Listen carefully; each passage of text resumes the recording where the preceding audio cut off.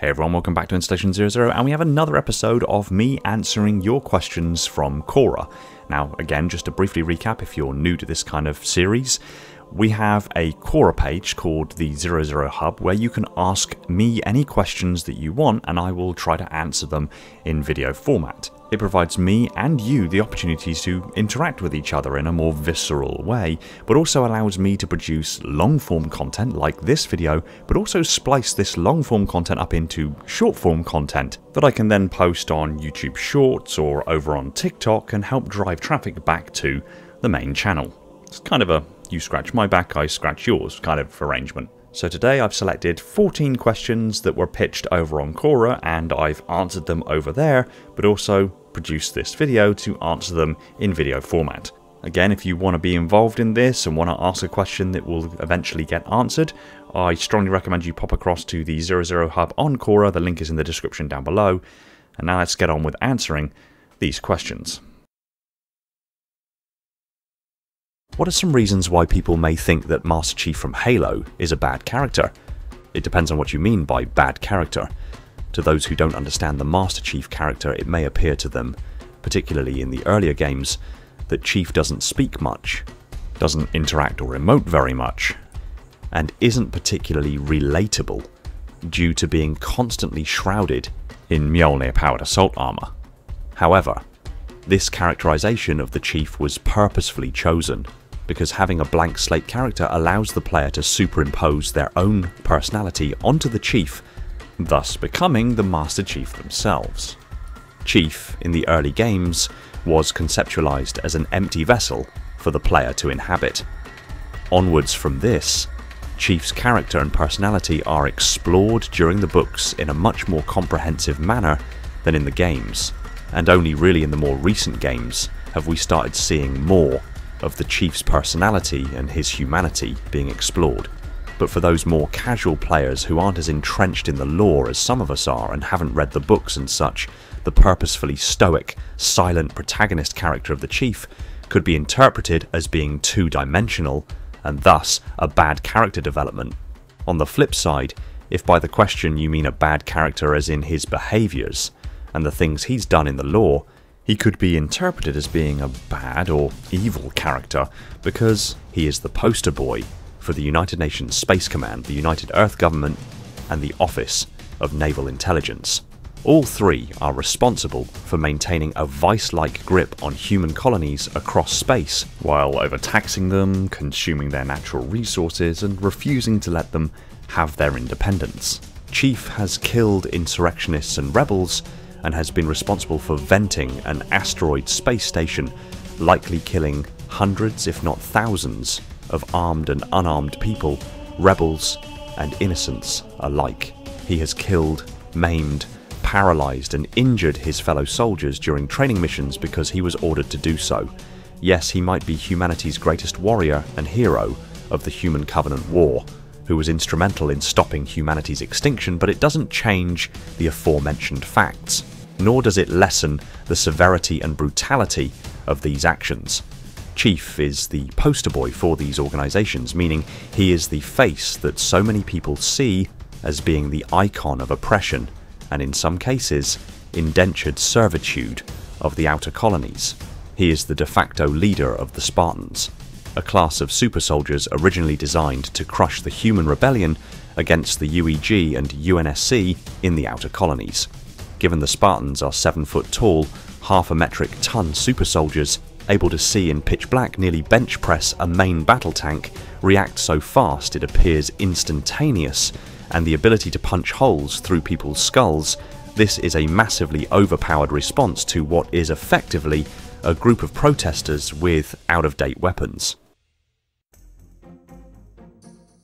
Who is considered the strongest Forerunner in the Halo franchise? To answer this, you need to understand a couple of things about the Forerunners and their society and culture.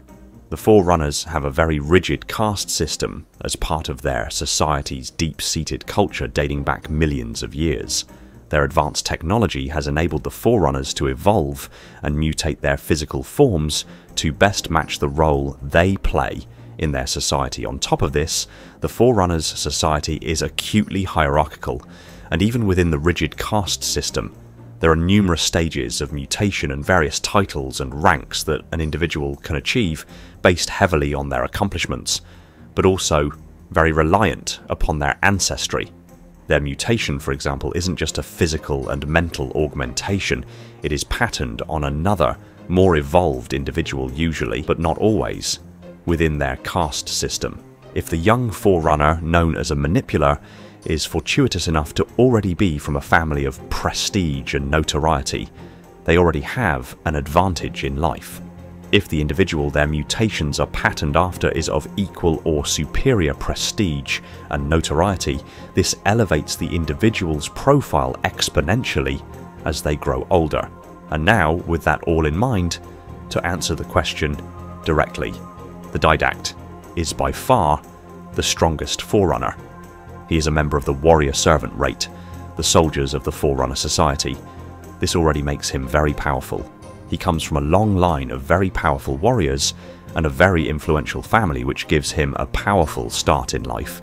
He received mutation patterns from some of the most skilled and powerful warriors of the age, who themselves were patterned on the best warriors of the prior generation, going back as far as records can trace, and finally, he achieved the position of Promethean of the Forerunner Warrior Servants, making him the senior most military commander in Forerunner society. Generally, as Forerunners get older, they get more and more powerful due to the compounding effects of numerous stages of mutation. Add to this some customized mutations he performed on himself, the Didact is an absolute powerhouse both figuratively and literally. He stands at 11'4" and is 360 kilograms of pure Forerunner muscle. He is over 112,000 years old and at his peak was by far one of the strongest, fastest and most accomplished warriors in the galaxy. What is the purpose of Mjolnir armor in the Halo universe? Does it only provide protection, or does it enhance the abilities of Spartans? Mjolnir-powered assault armor can take full advantage of a Spartan's physical capabilities. The suit is constructed in overlapping layers of a titanium alloy of remarkable strength, capable of stopping all small arms fire, but with the adoption of a full-body energy shield can take a great deal more punishment.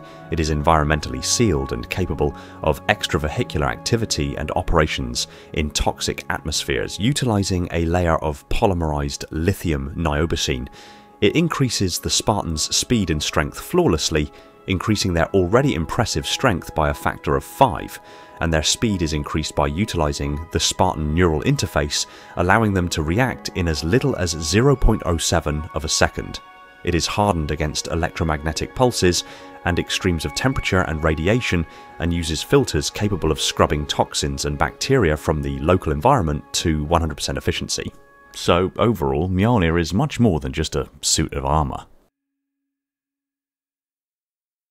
Is there anyone who can outsmart Master Chief? Master Chief is a phenomenal Spartan super soldier. Indeed, probably the greatest. But he, by Spartan standards, is average at pretty much everything. He is of average height, with Kurt 051 being the tallest at 8'2".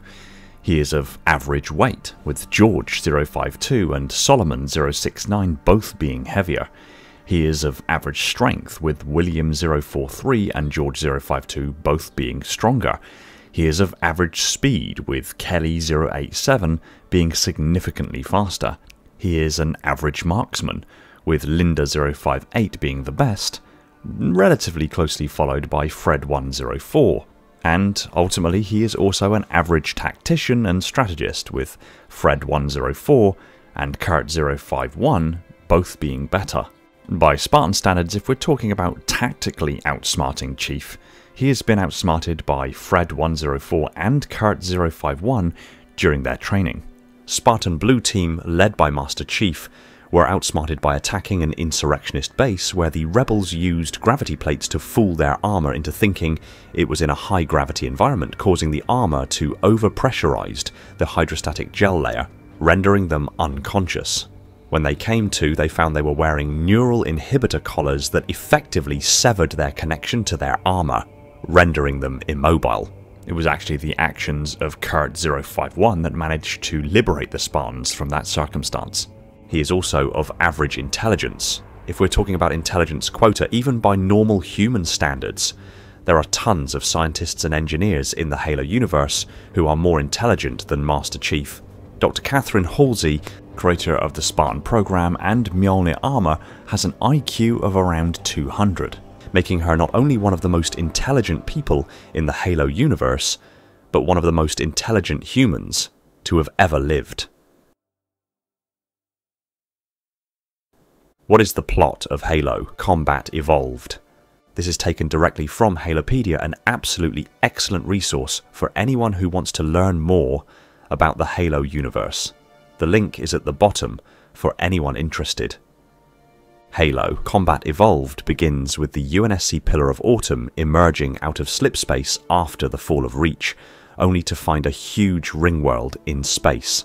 The Master Chief, a Spartan II, is aboard the Pillar of Autumn when the ship comes under attack by the Covenant, a religious alliance of aliens and the archenemy of humanity.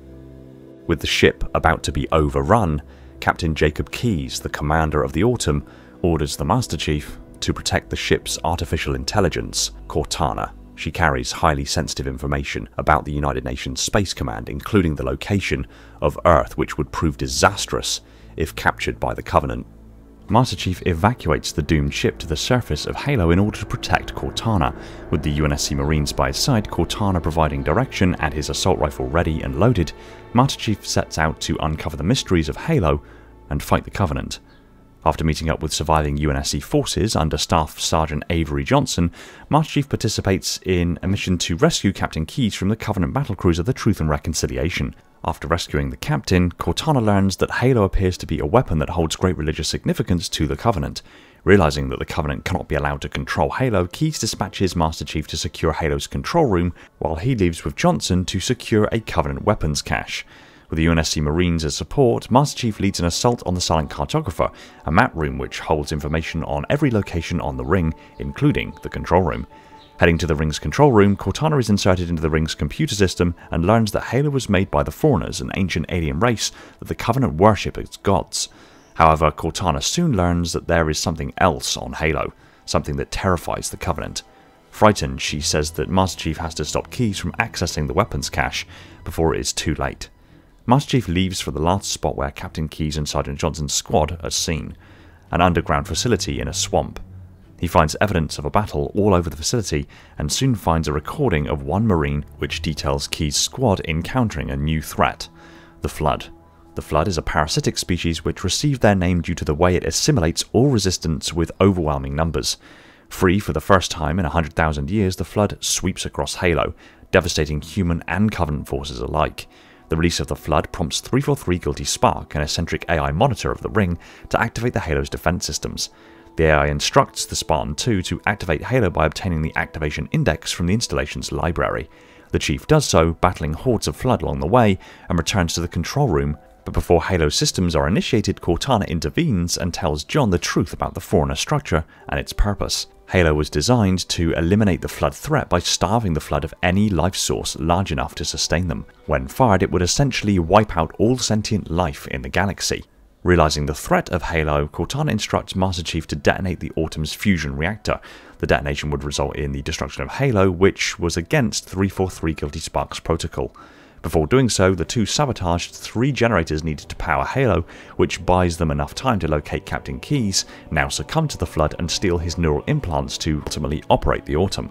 After battling his way through scattered and disorganized Covenant forces, the spreading Flood and the Sentinels under direct command of 343 Guilty Spark, the Master Chief successfully overloads the ship's engines, and he and Cortana evacuate from Halo in a longsword before the Autumn's engines detonate and destroy Halo. The pair appear to be the only survivors, and Master Chief realizes that they are simply beginning a harrowing battle.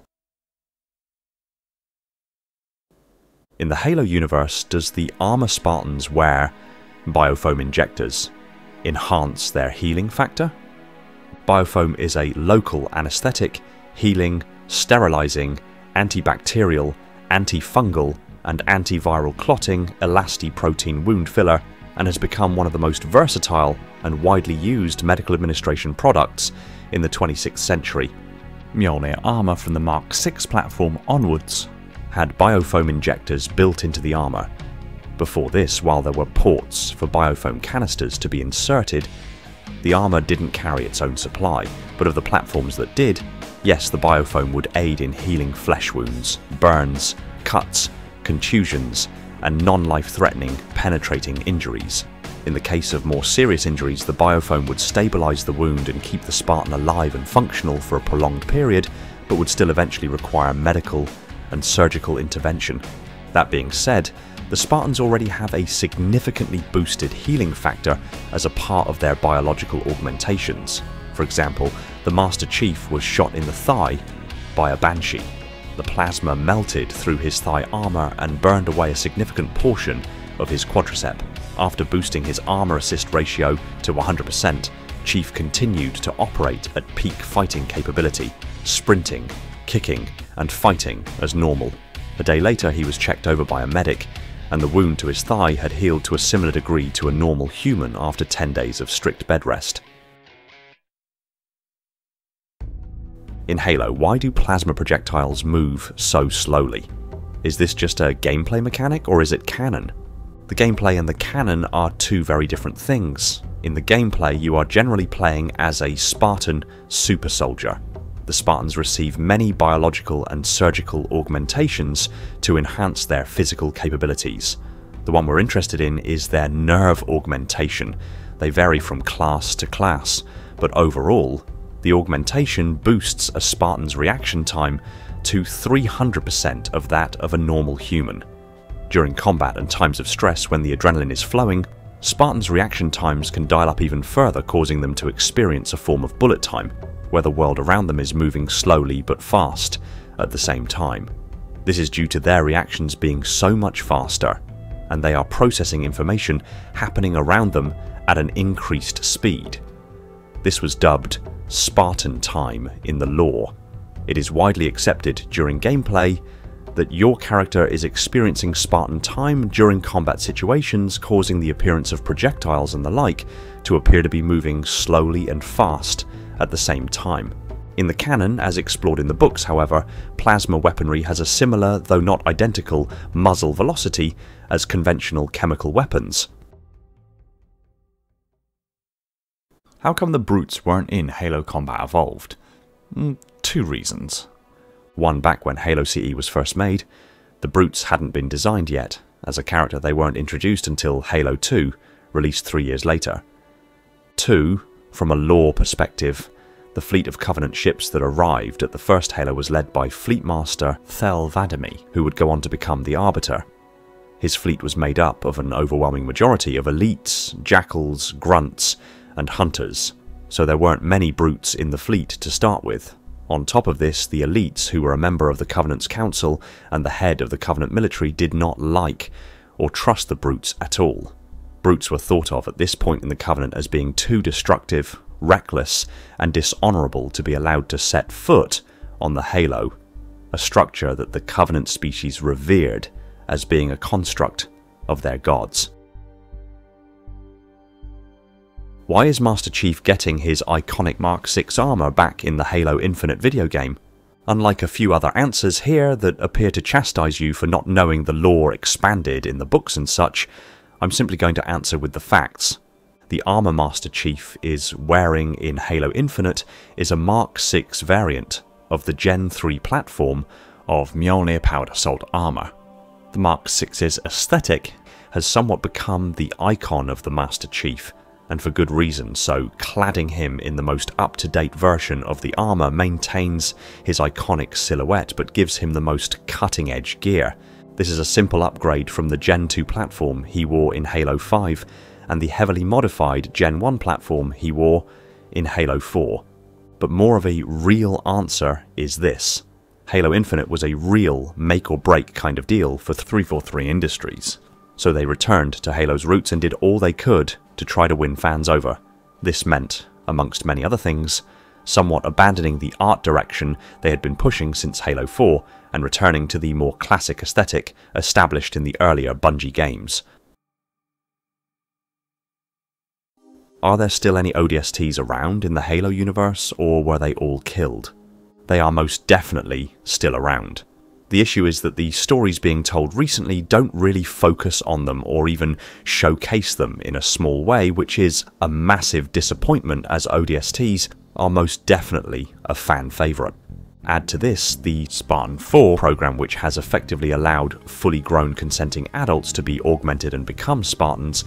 This means many ODSTs have moved over to the Spartan program. But the real problem is that the Spartan 4s now occupy a niche between normal soldiers and the godlike Spartan 2s and 3s that was once occupied exclusively by the ODSTs. But the Spartan 4s can perform the same objectives but are faster, more powerful, and overall more effectively than the ODSTs ever could.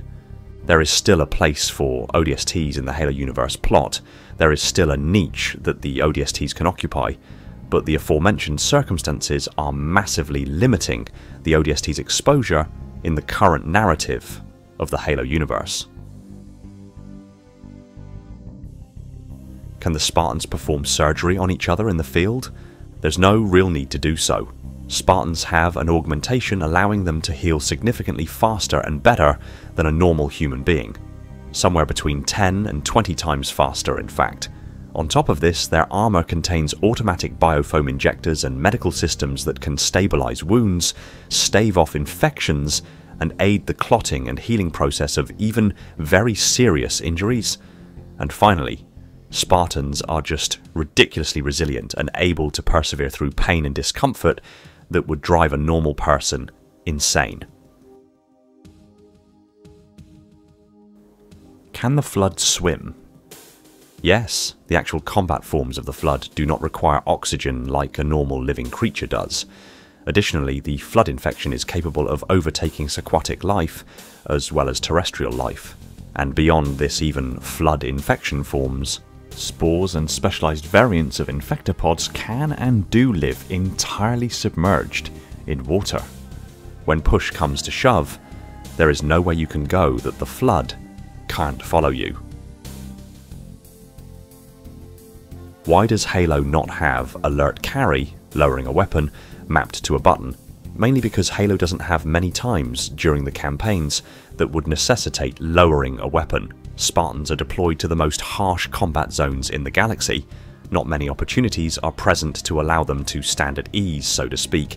There is only one such circumstance during Halo 5 when the Spartans of Fireteam Osiris are around civilians on Meridian Colony and thus lower their weapons as there is no immediate threat, and walking around with weapons raised on a colony that would rather have no involvement from the UNSC and likely have insurrectionist sympathizers or actual rebels on the colony. Having Spartans walking around, weapons raised, wouldn't fill the natives with confidence that the Spartans aren't about to execute everyone.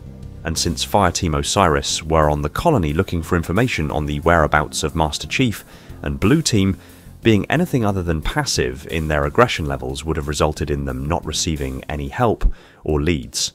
Aside from this, however, there are not really many other circumstances when a Spartan wouldn't be ready to dish out destruction at a moment's notice. How do the Flood infection forms from Halo perceive the world around them without a Gravemind to direct them? They have no eyes or ears. The long appendages with the red bushy feelers protruding from the front of the infection forms, or the chest cavity of a combat form, are the primary manner that the Flood perceive the world around them. These appendages allow the Flood to sense vibrations in the air and pick up aromatic particles in the air so they can smell things, as well as likely a form of infrared sensing pits, such as with snakes and maybe even electromagnetic detection. Add to this the fact that the infection form burrows down into the chest cavity and sends tentacles to the spinal cord, thereby seizing control of the host nervous system. It is likely the Flood can use the host central nervous system and thus the host senses to boost its awareness of sensory stimulation. Basically, the Flood would likely use the host's hearing, sense of touch, taste, and smell, and likely to a lesser degree, sight, to increase its perception of the world around them. Thanks for watching. If you enjoyed the video, consider hitting the subscribe button and ring the bell so you don't miss out on future videos. Be sure to like the video if you did, and pop a comment below on what you'd like me to cover next. I just want to take a moment to thank my patrons, Spartan10148, the Metarch of my facility, Falcon, Sophia, Mikhail, Ashley, Jordan and Esoteric Sight, my dutiful monitors, Darian, Legions Lost, Labrat, Spartan0137, Jacob Kemp, Sean, Element Zero, J3, Mr. Keys, Gunslinger, Evermore, Personal Devil, Aldeas, Toxic, Scion Esports, Gem, Saber and Relentless, my diligent sub-monitors, my fleet of Strato Sentinels, my loyal enforcers, and all other patrons who continue to support the channel. If you want your name on the end of the video and some perks earned along the way, head over to Patreon and consider supporting the channel yourself. Big shout out to my Tier 0 Transcendent YouTube members, Spartan137, Jacob Kemp, Talia, Fenrir, Bornstella, Jimbo and Balaz, and all the other YouTube members keeping my installation running on that glorious vacuum energy, with a special mention to the Accursed Hunter. Shout out to John due to the mathematical formula used to determine the area within a pentadodecahedron. Oh, and Lena because that sandwich. And remember, there are tons of ways to support the channel and keep my installation pumping out content at a breakneck speed. Much love to you all, take it easy everyone, and find peace in the domain.